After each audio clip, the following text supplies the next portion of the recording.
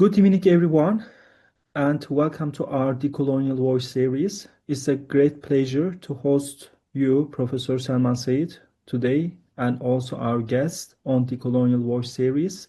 We are happy to have participants joining us from different parts of the world as well.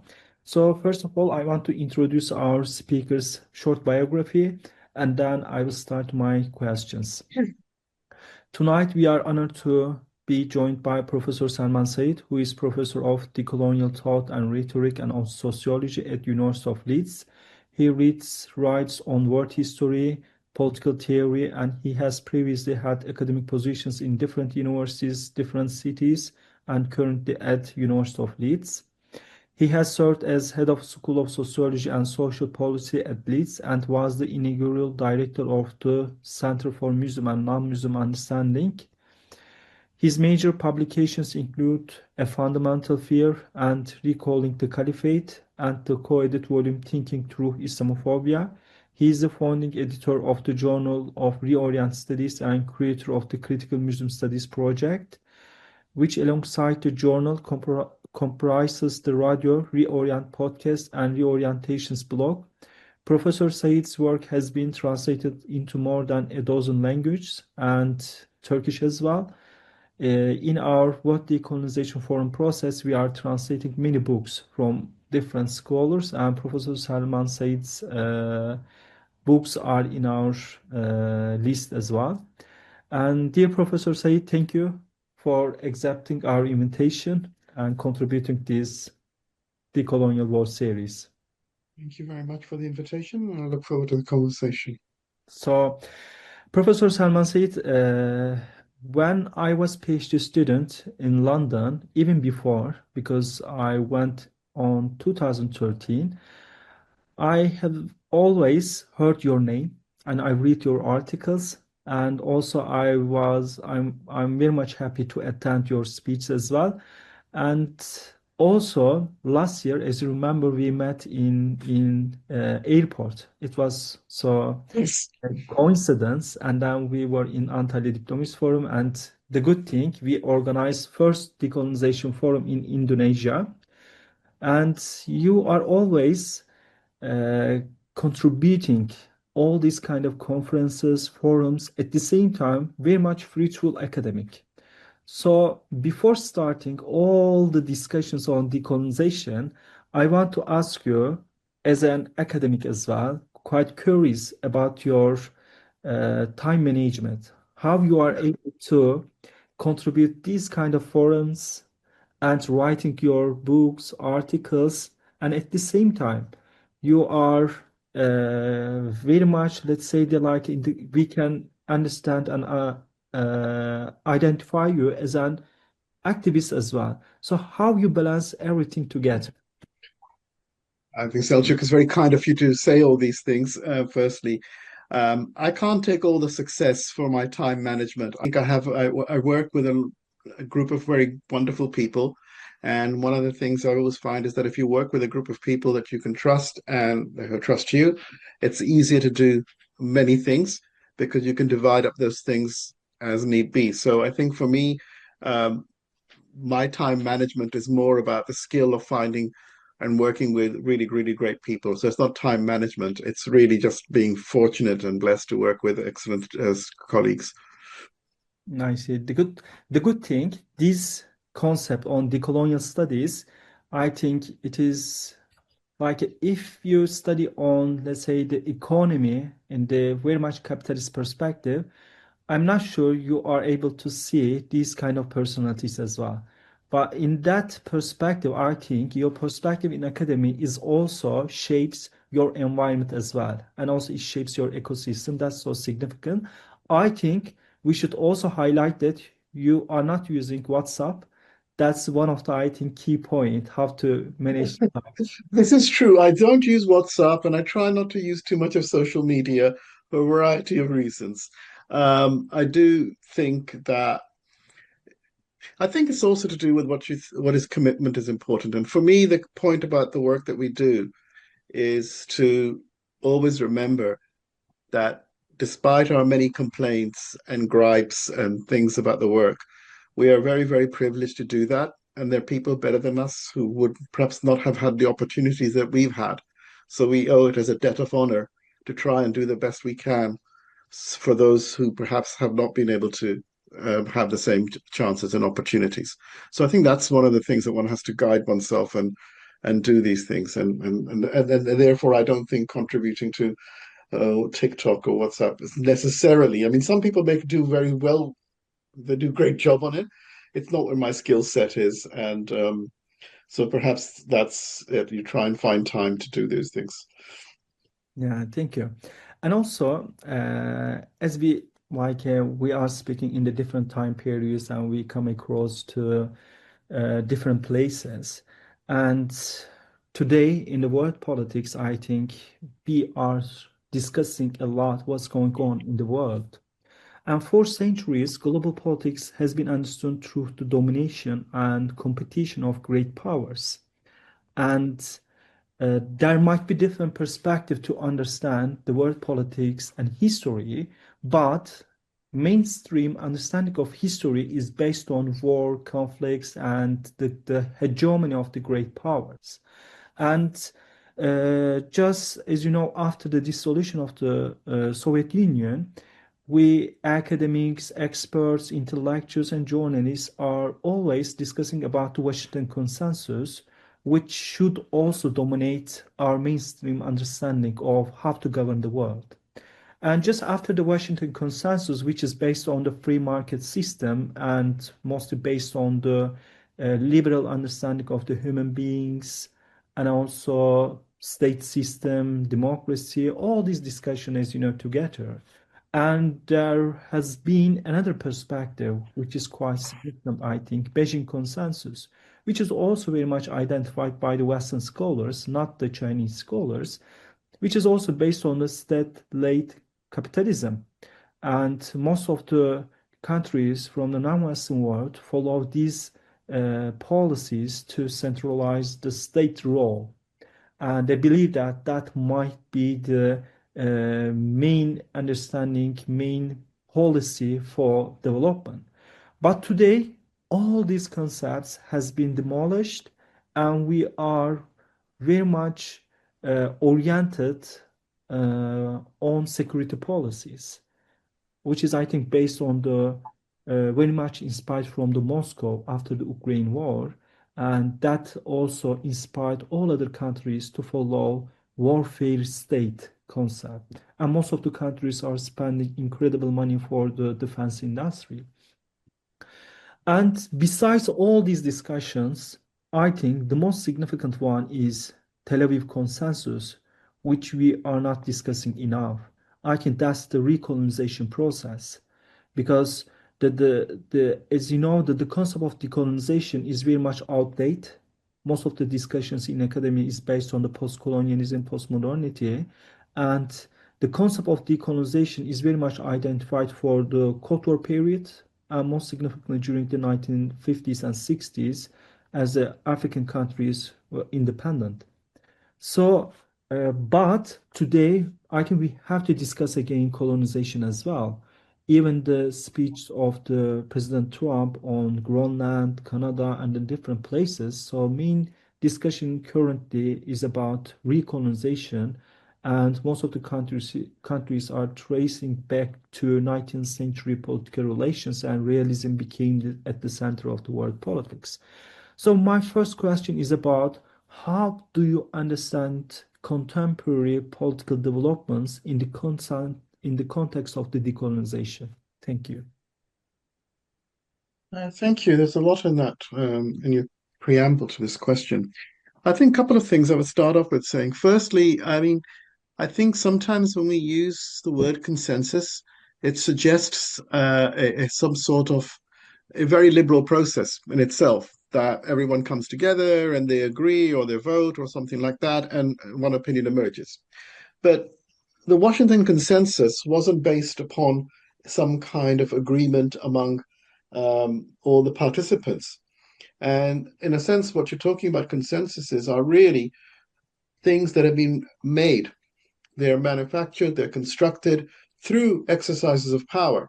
So the various consensuses or worldviews or templates are really, I mean, you could use Thomas Kuhn's work on paradigms in a sense that or what is normal science. So when you talk about a consensus around Washington or a Washington consensus or Moscow or Beijing, you seem to be talking about different paradigms. And I think in a way that removes the idea that these are somehow arrived at openly. Because one of the other issues is this, that there is an issue about the consensus depends on the idea of there being free agents. Agents, whether they're state actors or corporations or whatever, they are free to make decisions of them. And one of the challenges we face in the global south and outside the world, and you can see this in a way also in Canada, is that do we have the capacity to be agents? Mm-hmm. And if you don't have the capacity to be agents, you can't actually make decisions. Decisions are made for you. And that, I think, is a real issue here because the problem is not so much whether, when you talk about there is a recolonization going on, but look, the recolonization started far earlier. I would argue that since at least if you look at from Reagan's policies onwards, the bombing of Libya in the 1980s, but then of course the kind of occupation, 20-year occupation of Afghanistan, of Iraq, that in a sense was an attempt. All the projects for the new American century, their idea was that they will conquer countries, transform them into something else. The birth of South Sudan, to some extent, is also an element of this, that you were basically trying to reconstruct these countries, which up till that period had agreed upon some sort of consensus. So basically from 1989, with the end of the 1994 to the end of the apartheid regime, that wave of decolonization had come to an end. I mean, then you got outliers like Hong Kong and places like that. But at the same time, what you've seen is an attempt to reimpose basically American global hegemony, though it used to take the place of being European at some point or Western. But it's become clearer that it's more an American drive than anything else for a variety of reasons. So I think one of the confusions we have is that the word decolonization and the word decolonial thinking often get conflated at different points in time. Because in many ways, you're quite right, the project of decolonization, if we mean the independence of countries which had been colonized by the Dutch, by the Europeans, and the Soviets, for example, the Russian, the countries in Central Asia, elsewhere, who became independent after the collapse of the Soviet Union. That is one kind of decolonization and had a very clear kind of dynamic. It meant that basically the colonies, and remember these colonies were often created for the convenience of the colonizing powers, became the main centers of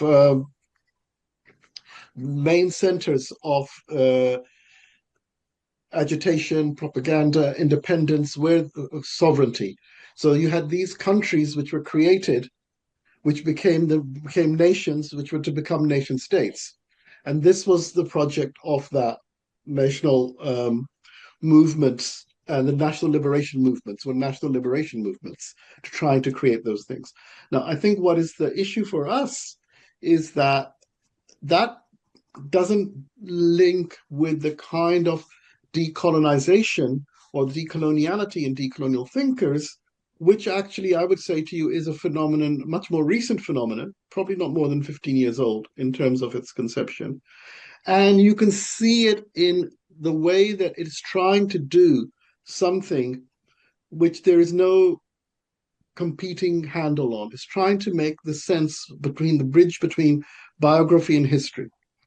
So in a sense that when you have protests or the idea of reconsidering the Palestinian struggle as a decolonial struggle rather than a national liberation struggle, or the idea that what was happening of police violence in many countries, like in the United States, it wasn't just due to the fact that you had bad police officers, but actually it was to do with the history of the slave patrols, etc. And that, in a sense, that overarching link between the historical and the biographical is the ground that I think decolonial thinking has stepped into in the absence of other ways of understanding those links. That is where I think the issue really is in the contemporary world. So I would say to you that in terms of the intellectual kind of worldview, we live in an age where there is a kind of a belief that history did end. And everyone sneers at this because they always say, well, how can you say history ended? Look at what's happening in Gaza, what's happening in Sudan, what's happening, for the Rohingya, whatever. But the thing is that the end of history doesn't mean that events don't happen. It's that significant. It means that there's no way to think about anything other than what has already gone before. So, in that sense, in the end of history, we are involved in a certain paradox because the end of history means that there's no future. And in that sense, it means that and so when you talk about the resorting to violence, one of the issues has been that why is it that we are unable, and I say to come up with an alternative. Yeah, Professor. So, and we have very much distinguished guests as well. So I want to directly answer my questions, and then I want to open a space for our distinguished participants for their Q&A session. And from my understanding, your perspective to history, maybe we can say that the colonization has not been ended. So even the period. But I think, Sajid, it depends what you mean by this, because I think certainly a particular form of colonial rule ended.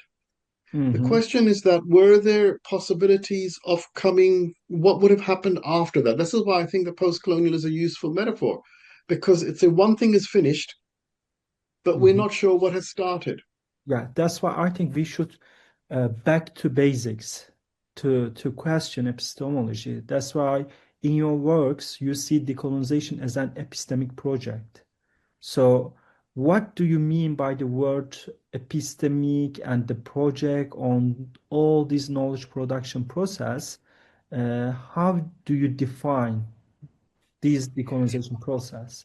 I think, I'm not sure that I would focus my work on the epistemological in the same way, but I do believe that many scholarship on the decolonial does talk about the epistemological and the focus they put on the epistemological.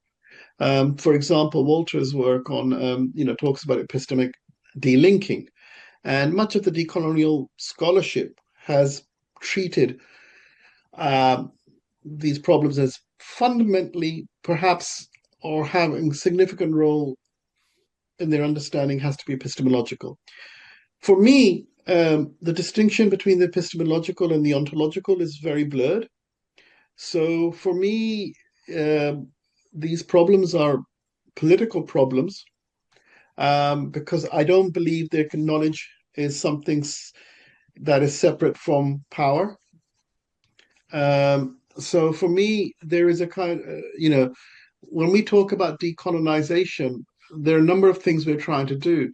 On the one hand, we're trying to diagnose that the way we understand the world will not help us to make a better world.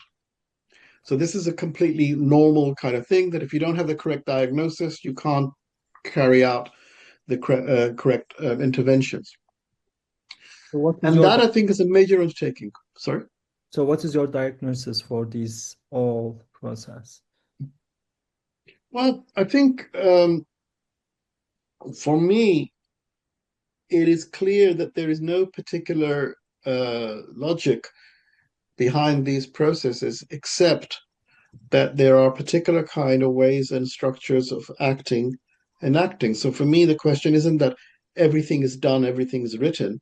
The question is what possibilities can we not only think through, but also implement in our practices that will change things. So really, for me, it's a product of questions, product of reshaping the way things unfold. And I think that's different than, for example, arguing, as some people do, that basically we're dealing with capitalism, or we're dealing with neoliberalism, or we're dealing with individuals like Trump, etc., etc. For me, this is just what we have right now is a way of understanding the world. And if you have one way of understanding the world, and I suppose that is understanding is not just knowledge, it's also practice based. I see.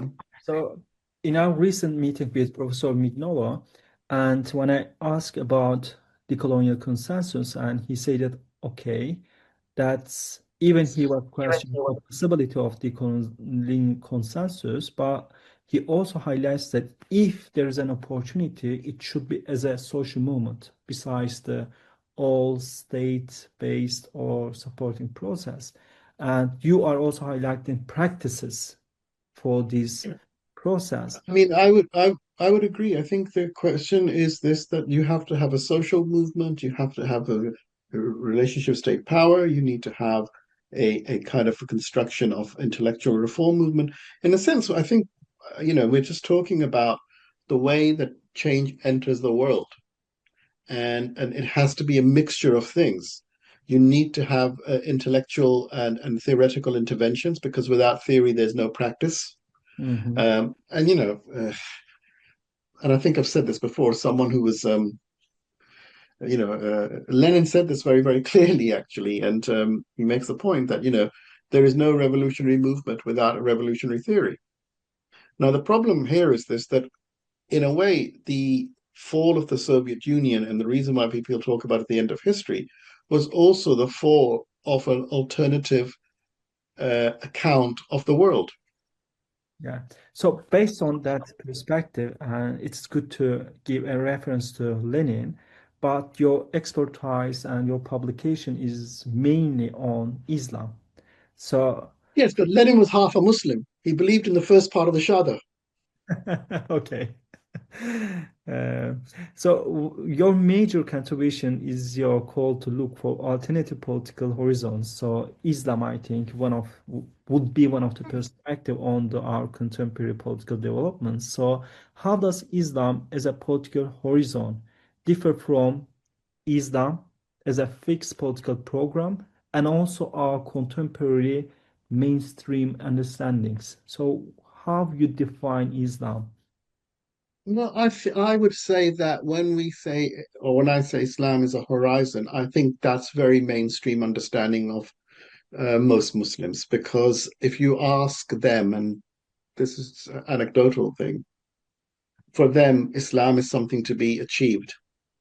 Mhm. There are very, very few Muslims that I've met who would say, I have completely impersonate, personify the absolute abilities of Muslims. We're always thinking about it as a journey that you get better and things like that. So I think, in a sense, ultimately, Muslims who, with any kind of self-awareness, would argue that Islam is a project. It's something that they would like to become better at. There are ways of improvement, and it's constantly improving, etc. And you're not going to you're not going to say, okay, I'm the perfect Muslim. In the end, only the Prophet can be a perfect Muslim. So, in a sense that, and I haven't met too many people who would equate themselves and the Prophet in the same way. So, I think that's what I mean by horizon. So, in a sense, a horizon is something we go towards. So, that I think is a very common understanding. How it differs with the notion of a fixed program is because I think it historicizes the process of fixations, how we got to that program. And it actually shifts the duty upon the Muslim Ummah rather than leaving it to saying, well, there's nothing that we can do about it. So it's actually a call for an activation. So, in one way, the position is very, very simple. Every Muslim can accept at a theological level, God is great, everything is written, your death, my death, everyone's death is written. There's time is for, we carry that in our head. But that shouldn't stop us from acting prudently. You don't walk into Istanbul traffic with your eyes closed or something like that. I mean, alhamdulillah, nothing's going to happen to you, but it wouldn't be, you know. So, but the thing is this, so why do we allow that kind of reasoning when we talk about collective actions? So if great harm is being done, yes, fine. What is our responsibility in the face of this great harm? So for me, the difference is that some people would say, no, no, no.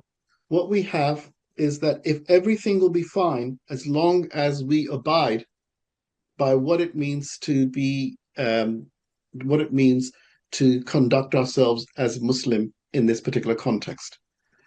And my position is always this, that yes, but we have to recognize that these contexts are always kind of moving in relation to where the Ummah is at any particular moment in time.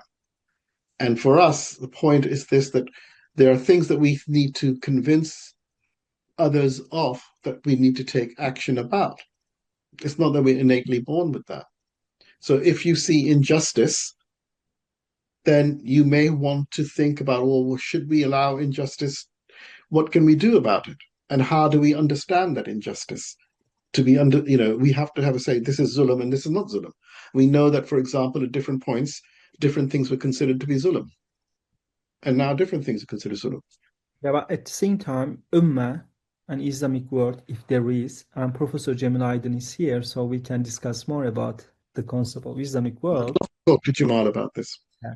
But the Muslims and Islamic world is very much decentralized at the same time in the concept of the Yes, but I think this is two things I'll say. One thing, I think Jamal is making a historical point about when the category of the Muslim world starts moving in, right? Which is slightly different than the question of the Ummah. So the problem with the Ummah is this, that if you accept there's a Muslim community, then there is a huge recognition that the Muslim community cannot be bound by locality, it cannot be bound by ethnicity, and it cannot be bound by language. That has been observed and recognized, right? So this is one of the things that we kind of also, that means that because it is one community or one system in a sense, it is relational. How you are a Muslim in Turkey cannot be separated for how someone may be a Muslim in Senegal. That doesn't mean it's identical.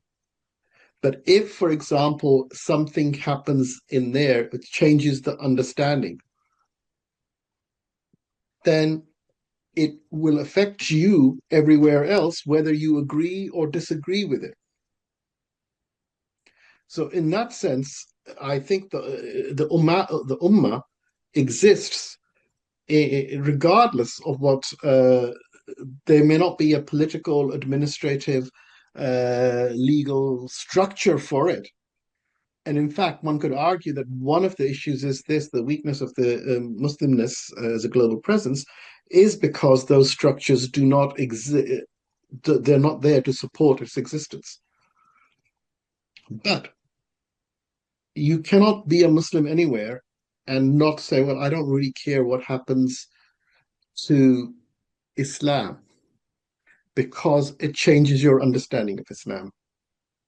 And that's been true historically, and it's true at the present time. So I think for those reasons, we have to differentiate the fact that there is no, like I said to you, no agency, no collective Muslim agency. There's a problem of collective action, but there's a reason why there's a problem of collective action. It's got nothing to do with Muslimness. The problem with most Muslim countries is those who believe in Islam do not rule it, and those who rule it don't believe in the Ummah. So it's one of those kind of challenges, that there is not necessarily a case that most Muslim countries have any agency to exercise, or some cases they have agency but no capability. And I think sometimes we get locked into this liberal argument that a country and a people are the same thing. Most countries in the Muslim, there are about 5 or 6 countries where you can say public opinion is a significant factor. And the places where it's not a significant factor are under control or under colonial influence, for certainly. And they can be directly under colonial influence, where you have the ambassador saying this and whatever, the foreign ambassador, or they can be under colonial influence that they've all gone to the same schools and universities and never actually thought that they should be exercising sovereignty on the behalf of their people. So there are different ways of being colonized in that sense. Mhm. Yeah. So in this regard, so I want to a bit like change indeed not change, very much related that to which extent are decolonization projects bound by context and history? In other words, are there elements of decolonization projects and processes that span religious and civilizational boundaries? Or does each context require a specific and customized decolonial projects? I think it's a really important question, but I would say to you, look, we know there's a variety of decolonization projects, right? Some of the decolonization projects which are around today are Islamophobic. Mhm. Their main argument is that they want to decolonize themselves from what they understand to be Muslim colonialism. This could be in India, this could be in occupied Palestine, this could be in many, many places, right? It could be in France, etc. These are the idea is that the Muslim of the as Muslim invader, Muslim colonial, and that's what they're decolonizing. Now, surely, for me, someone who sort of, and this is one of the reasons why I suppose we began to articulate the critical Muslim studies, is that that project has no value for us. It's not the case. So one of the issues is this. You're quite right. There is the beginnings of decolonial thinking centered it on the Atlantic, and it wasn't a global phenomenon because it was centered on the Atlantic. It started to become global partly by trying to incorporate Muslimness into that narrative through Granada. Mhm. That 1492 coincides with Granada, the expulsion of Granada, and you can then start reading the subjugation of Muslimness in the present as having that same kind of trajectory. But that doesn't really make sense for Muslim history immediately, because, as you said, that 1492 is what almost 40 years after 1453, and 30 years later, the Muslim armies are besieging Vienna. So the idea that the Muslims are somehow subjugated and weak and fragmented, etc., doesn't fall in 1492. And what I'm saying about the Muslims, you could also argue, for example, for China. It isn't the case in China either. That so the idea that the loss of agency, loss of Muslim agency, is a much later process. It's a much more prolonged process in a way. Now, so that's the first point. The second point is that there is a tendency to reread, and there are kind of Orientalist traces within the decolonial literature which rereads all imperial histories, sometimes carelessly, as being patterned on the European colonial racial states. So, in a sense, every empire is considered to be a colonial racial empire. And then every empire is considered to be simply an expression of state power. Now, when you look at contexts where countries don't have state power, like, say, for example, in Kashmir, or among the Rohingya, or among the Palestinians, you will see that the absence of state power is actually not a good thing necessarily. And all imperial formations were not colonial and racial in the way that the European formations of the 16th, 15th, 18th, 19th, 20th, 21st century are. As you see the assertion of European power, you can see this very clearly in the United States now. There is a racial drive on this. The attempts to get rid of immigration, non-white immigrants Mhm. or Muslims, and they literally say Muslims. The same thing's happening in India in terms of Like a classifications. racialization of religion as well. Yeah, but I don't think religion is really a useful category here because you'd have to say that Islam is a religion, and you'd have to say there's something religion which is a trans-historical thing, which is in fact it's itself kind of historical category. But when they name things, they name the Muslim as part of the immigrant invader.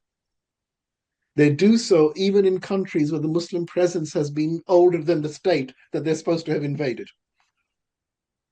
Right? So, in a sense, the Muslim presence in many places is co-constitutive of the national order. But they are considered to be alien, invaders, etc. and they have to be expelled. So if the decolonial project, and there are people, who, and, have argued this, that there is this Muslim colonialism, which is much more pernicious or more dangerous than European colonialism. And I think we have to be, so this is recognizing the differences in decolonization, but I don't think they map onto civilizational boundaries. I think they map onto particular kinds of projects. Mhm. All the forces of the right, however you want to describe it right now globally, express themselves through Islamophobia. Whether they are white Christian nationalists in the United States, or people, the Front National in France and in Germany and in Austria, or Modi's people in India, but also among Muslims, wherever you see the articulation of ethno-nationalism, even in Muslim context, what I would call generically Kemalism, you see the diminution of Muslimness. Because the thing about Muslimness right now is that it is one of the main entities which is transnational. There is something transnational about Muslimness which is not being able to be contained. But you saw that, for example, in the treatment of the Syrian refugees, which were the parties which were wanting to expel the Syrian refugees in Turkey. They were the same parties which were considered to be liberal and democratic by the Europeans. So, and when you see the logic of that expulsion, or the logic of that kind of alienation, it is an ethno-nationalist authoritarianism. So one of the things is this, that I don't think it's a civilizational project. I think it is a political project. Right now, the lines are between those who favor ethno-nationalism, and they can be Muslim, non-Muslim, they can be atheist or from any other nomi. And for whatever reason, the notion of something which is transnational, which is now attached to or being carried by Muslimness for historical reasons, not necessarily volunteered for it.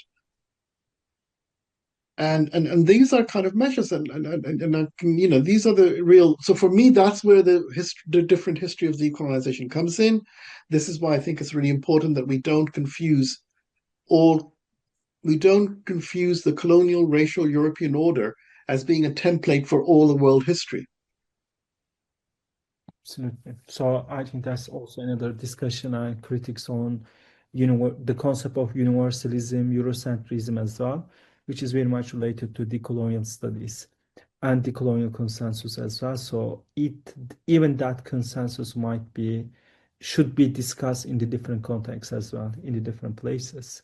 And thank you for the contribution. And we have very much distinguished guests. Right now we open to Q&A session. And if you have question, just open your voice and contribute to discussion.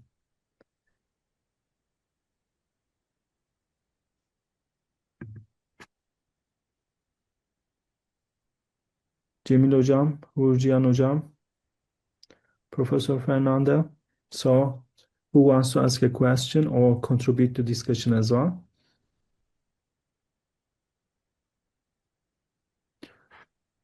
So if there isn't, I can, Cemil Hocam, so he says, please, yeah, if you write your question, Hocam, I can ask here. So we can maintain discussion on the universality, Professor. So like Eurocentrism, universalism, and coloniality, and at the same time, there is a rise of multipolarity in world politics. So do you think there is a room for decolonial consensus, decolonial projects, different parts of the world, which can align together, like a third world movement, non-aligned movement during the Cold War period? So, and if it is a possible, and there is a possibility for these kind of projects to work together, so what would be the main elements and what would be the main rules of this consensus? Well, everything is possible. The question is it probable? And how do we make it probable rather than impossible? If you mentioned you implied mentioning Bandung, and you Hmm. mentioned the kind of anti-colonial front that constructed, well, that gave life to the notion of the third world, the global south. How did that happen? And of course, Bandung was a conference between the states.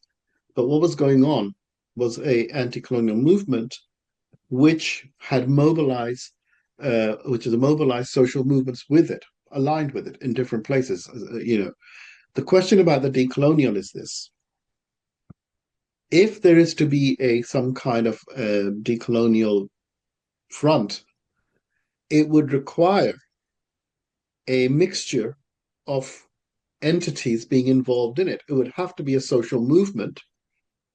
It would require an organizational framework or a set of organizations to be able to um, support those social movements, to allow those social movements to grow, and it would require possibility of states and state power to be exercised in support of those movements. Now, to have all of that requires a construction of um, an ideological framework which will allow people to see their destinies in the project of the decolonial. Now, and I think so for that, without that, it is very hard for me to imagine how there could be an alternative, a decolonial alternative, in certainly not in the short term. So part of it is the kind of intellectual and moral reform to produce a way of thinking and the way of mobilizing so that people think of themselves as being decolonial, but that then the decolonial has makes a difference to their practices. The challenge that we have is much of decolonial thinking remains anti-political. It remains within the confines of liberalism, though it doesn't want to call it that way, in which case it makes it almost impossible to think about political change and transformation. And if you can't think about political change, then you can't think about change. Yeah, that's I think key point right now because even in political science, and you could not see the authentic difference between the among the academics as well, experts on the world politics. So that's why you are absolutely right to like you should imagine so what should be. But is there any question or Hojam, if you want to add and contribute different perspective for this session, we are very much open. Oh, Jamil was going to write a question. Was he going to write a question in his coffee shop? Yeah, I think it is not only lot, I think it is really hard to write for him. That's fine. Look, I mean, No, no, all I he's would okay. Yeah. So my question will be about history of decolonial thinking in the 1980s and onwards. Until the 1970s, Global South continued its collective cooperation for the decolonization of the world. The process of decolonization may look like it was done with Eurocentric ideas, but these ideas were reformulated by the epistemic agency of non-European intellectuals. Yet, during the 1980s onwards, we witnessed more articulate calls for decoloniality and epistemic delinking, partly as a self-reflection on the limits of decolonization.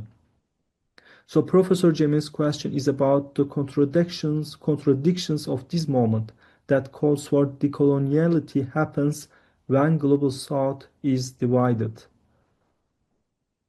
I think he's got something. I think he's correct in large measure, but I would put it slightly differently. The issue here is this, that I think it would have been very difficult to imagine the success of the anti-colonial struggles Mhm. without the October Revolution in 1917, and then maybe the Chinese Revolution, because both of them actually captured major state players who I were able to support either in materially in many cases, but also provide all kinds of ways in which the anti-colonial movements had some kind of shielding at different points in time. So I think that's really important. Secondly, I think, and Jamil will know the historical context of this, that the anti-colonial struggles really took off at the end of the Second World War, where the colonial powers, the Dutch, the French, the British, were shattered and exhausted and could not hold on to their colonial possessions. I mean, we saw that with the French try in Vietnam. The British didn't even try that in India because they knew it was the balance of forces was all wrong. So I think there's a calculation of balance of forces here. I think the problem, I think what we're diagnosing is that because the epistemological grounding, the Eurocentrism of the anti-colonialism actually came to the fore when those countries actually achieved a degree of independence. And two things happened. One, you could argue that the decolonization project was successful in the sense that the apartheid regime in South Africa was seen as the last of the colonial racial regimes, rightly or wrongly, but that's how it was viewed. And right up to the very end, the frontline states continued to support it. So once the reason for supporting the struggle against apartheid rule and colonial rule in South Africa, once that was successful in any kind of movement or any kind of project, disparity happens. But the other thing was this, and this is, I think, really, really critical, because I would say the 1980s isn't really the period of the decolonial exactly, but I think it is the period for the emergence of the articulation of Islam and politics. And part of it is clearly to do with the fact that the Eurocentrism that suppressed the possibility of articulating these things, articulating a Muslim future, became weaker, and that enabled that possibility. And that, I think, took place within the context of a world that was becoming divided, because the bipolarity was beginning to give way to a unipolar movement initially, and certainly a unipolarity as far as the military element is concerned.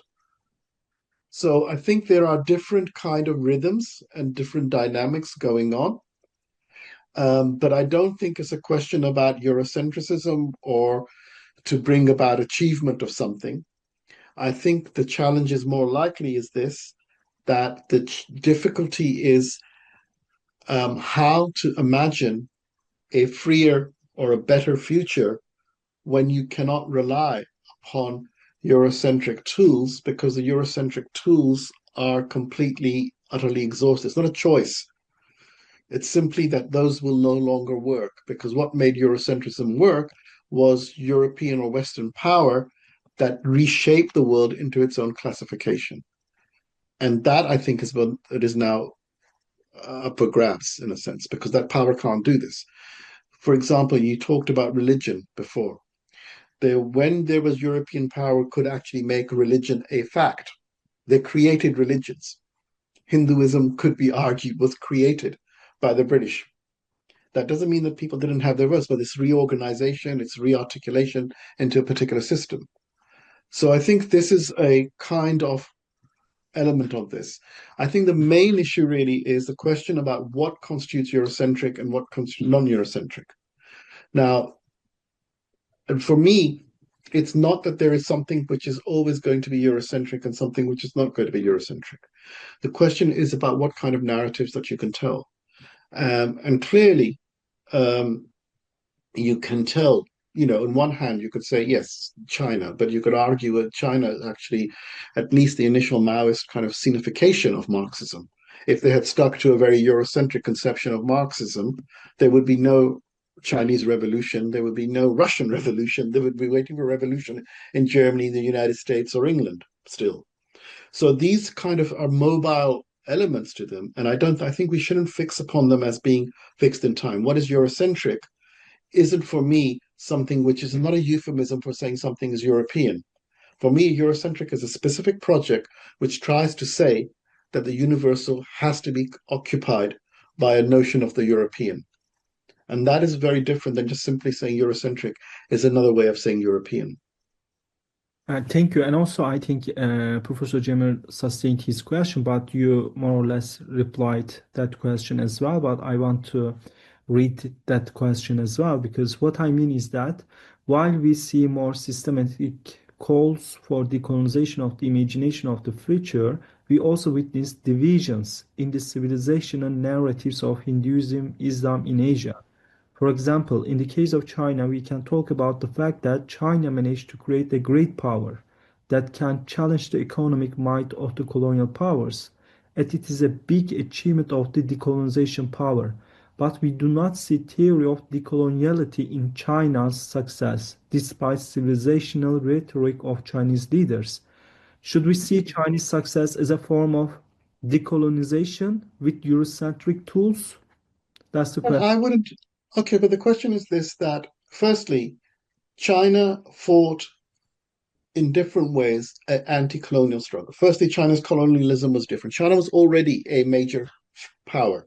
It was a founding, and Jamil knows this, it was a founding of a member of the United Nations, etc., etc. It never was fully occupied, never fully colonized.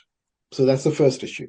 In a way, the more remarkable comparison would be the success of Turkey and success of China. In a sense, both of them were not fully occupied, uh, but they had different ways of adaptation and things like that. But So that's the first thing. both countries Sorry. has both countries has Eurocentric tools to manage Yeah, the. but the thing about a Eurocentric tool is this: that what makes a tool Eurocentric? If Mhm. you think the use of something determines its identity, then the Eurocentric tool ceases to be Eurocentric if it's not being part of. And here, like I said to you before, for me, Eurocentric isn't the same as European. Yeah, but This is a matter of genealogy. yeah, in our previous meeting with Professor Mignolo, he is always highlighting that how the modernity itself, the part of colonization as well. So how do you No, understand? no, I think modernity and colonialism go together. There's no doubt about it. But the problem here is this: that what we need to understand is what do we mean. So, take for example, I'll give you a simple idea. You can imagine a future which may be written in which we say that computers were an Indian invention. And Hmm. you could say, well, this is ludicrous. How could this be the code? But you would understand that binary computers, to the extent they depend on binary code, the binary code depends on the zero. And you can have history books saying that without the zero, there couldn't be no binary code, or without the binary code, etc. Now, you can say this is preposterous, but nearly all history could do this. Every country, every project has its own history like this, that it becomes the beginning of something. Now, at what point does it remain Eurocentric, etc.? Take something like, for example, the guns that were used to help the British win in the or be successful against in the Opium Wars. You could have said that, well, the gunpowder that you're using really originates from China. So these were using Sinocentric. If you meant Sinocentric like that, they were using Sinocentric Chinese means to conquer China. Now, or take, for example, when you go to graduation in Europe and the United States, the gowns they wear, we can trace them to the gowns coming from Muslim madrasas. So you could argue that all intellectual achievement comes from those systems. So what I'm saying is that this is a historiographical elements here. So for me, the issue is this: the two things. Firstly, there is no doubt that there was an anti-colonial struggle in China. And part of that anti-colonial struggle in China was to undo one form of European colonial rule, for example, the liberal order. And here I think the argument that they scenified made the peasants the main category and tried to create a class war as a way of securing um, their liberation. But there are also tremendous costs to this. So, for example, you can see now with the development in the last 20 years of China, China has become much more ethnocentric, and in many ways. Mao used to warn about Han chauvinism. Xi Jinping doesn't warn about Han chauvinism. So I think these kind of linkages between various ideas and how they come together is really, really important. I don't think it's a question But about this set of ideas is Eurocentric and this idea is not Eurocentric. Because for me, you're just saying this idea is European and this idea is not European. And that's a historiographical convention rather than anything else. yeah, Professor, I think that's one of the crucial and key point to give a reference between Mao and Xi Jinping on Han chauvinism or Han nationalism. But at the same time, we would have also one of the Decolonial Voice Series with Professor Siva Grogoy from Cornell University, and he also highlights how decolonization triggers or overlap with the nationalism during the 1950s and 60s. So, how nationalism is at the center of international politics. But after the 1990s, we also observed that the concept of nationalism lose its power in world politics, national politics, and there are some advantages for the societies, ethno-diverse, ethno-racial, and cultural and religious diversities of these countries. But at the same time, nationalism has some roots as well in relation with decolonization. So, how you figure out all these concepts? Look, there's two things, but this is what I'm, yeah, but this is what I mentioned in the beginning. The part of the decolon, this is, I think we have to maintain the distinction between decolonization as a process of undoing colonial rule compared to decolonial thinking. I think it's useful and helpful to do that. They're not the same. The anti-colonial, i.e., decolonization as a part of was a nation building project. I think many historians have said that it was a nation building project, but the nations they built were basically more or less, not exclusively, bounded by many of the colonial categories.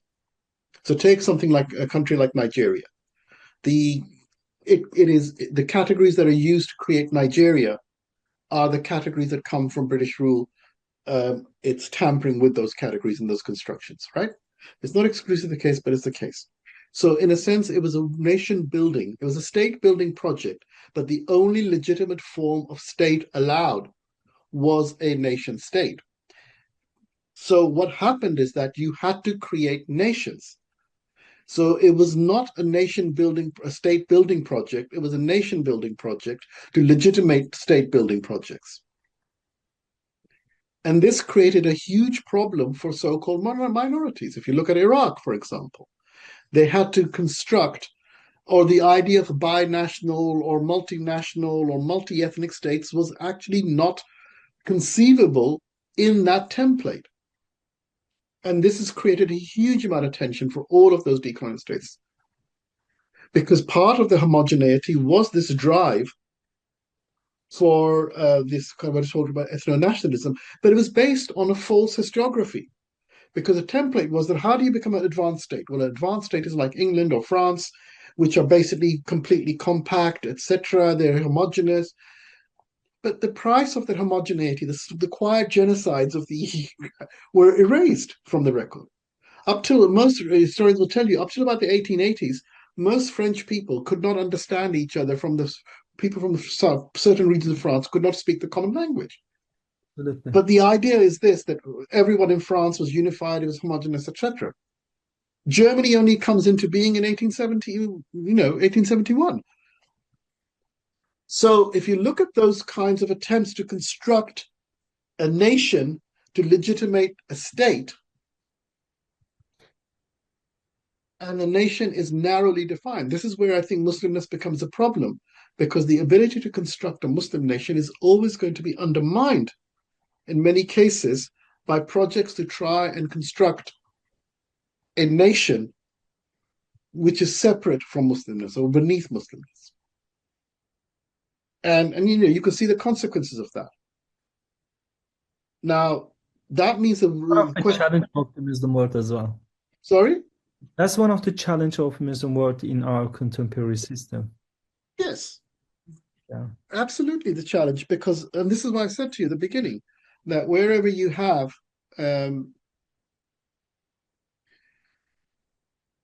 is not complete, it's not random that Islamophobia attaches itself to ethno-nationalist expressions. In any Muslim community where you see the assertion of ethno-nationalism and exclusive ethno-nationalism, you will see the undermining of Muslimness. And there is a reason for that. Because if you think the only legitimate political community can be a nation state, and you want to create, fragment these nation states or build mechanisms that do not allow larger entities to prosper, I mean, you are sitting in a place which is the victim of ethno-nationalism as a way of weakening possibilities of sovereignty. Even in the and Jamil knows that, even if you think about it in 1917, what were the boundaries of the state centered in Istanbul?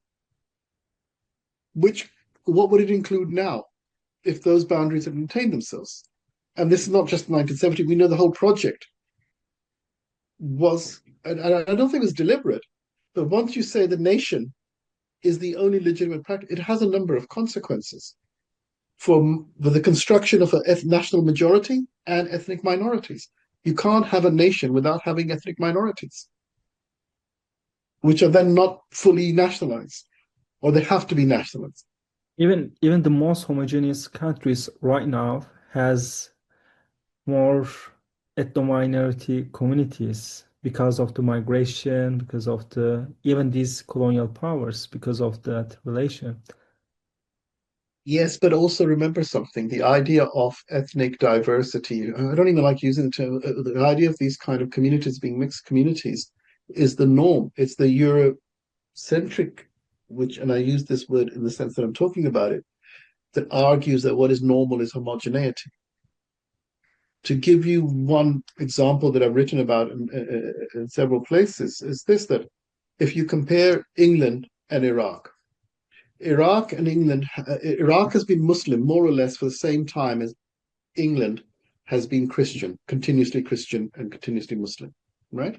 If you go to England, you will find that there's no pre-Christian communities left. Up to the ones that are there now came in the 19th century. Previously, they'd all been wiped out or had been expelled, like the Jews were expelled in the 12th, 13th century, right? If you go to Iraq even today, even after the depredations of the Ba'athist rule, you will find pre-Muslim communities. Yeah. People talk about Andalusia and Cordoba and all these people with mixed communities, etc., but that was normal in most parts of Muslim countries, Muslim world, even at that time there. So I think this idea that political communities had to be ethnically homogenous, which is basically a racial idea, is the idea that drives ethno-nationalism. So when you have these anti-liberation movements, many of these anti-liberation movements start off with the notion of civic nationalism. And they do this for very pragmatic reasons, because of the way they've been organized, etc. So the movement for the independence of what became Zimbabwe has to be located in Rhodesia, except most of the fighters is done outside Rhodesia because they find shelter there.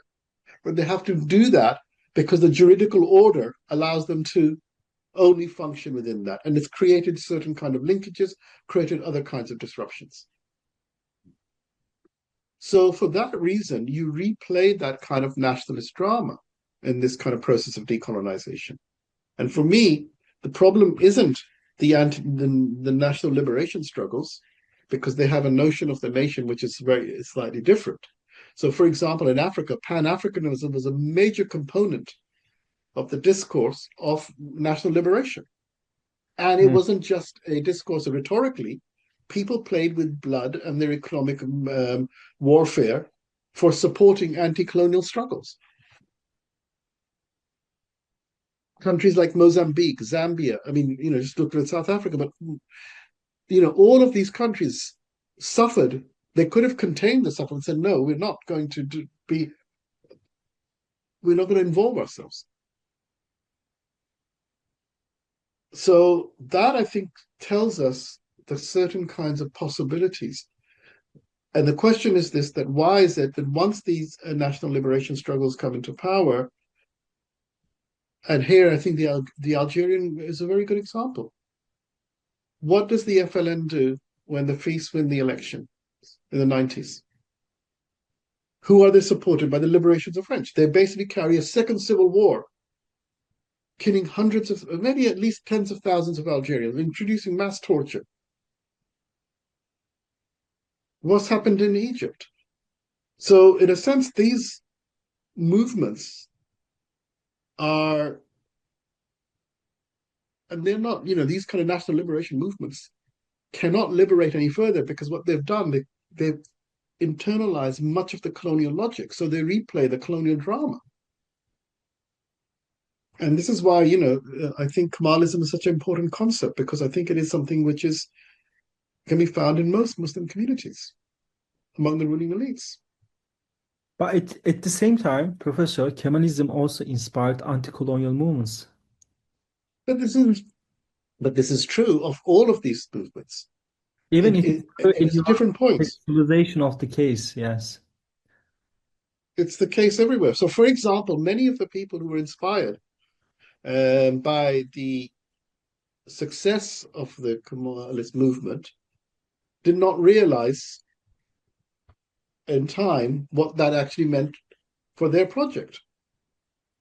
So, of course, there's a support for the anti-colonial element of it and the anti-imperial element of it. But people can walk and chew gum at the same time as well. Muslims do it all the time, in a sense that we. So I don't think this is a. You can't say that the national liberation movements did not have a role to play. Of course they did, but we should take someone like Gaddafi. So my question would be, so besides all critics to historical cases, so what would be the model? Which cases in history might be model from your perspective? In terms of which cases of history were the models for the perspective of the anti-liberation, the successful national liberation struggles?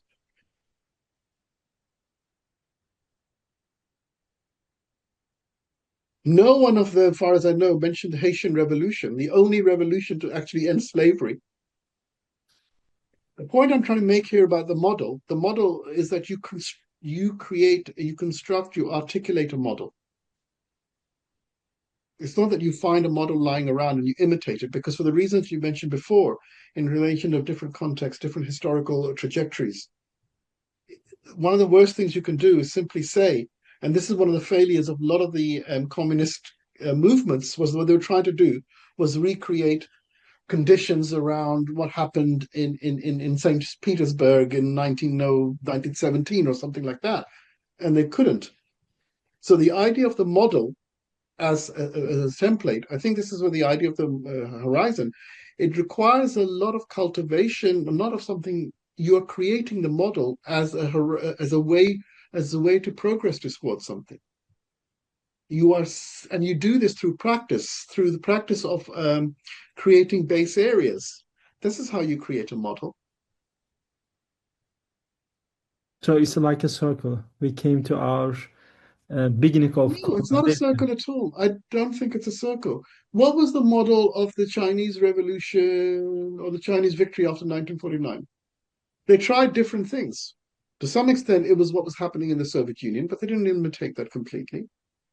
Now, countries which don't have any kind of, or political projects which don't have any intellectual curiosity or intellectual verve are always looking for models. Sometimes it'll be Malaysia, the next week it's Dubai, then we're going to be, whoever it can be.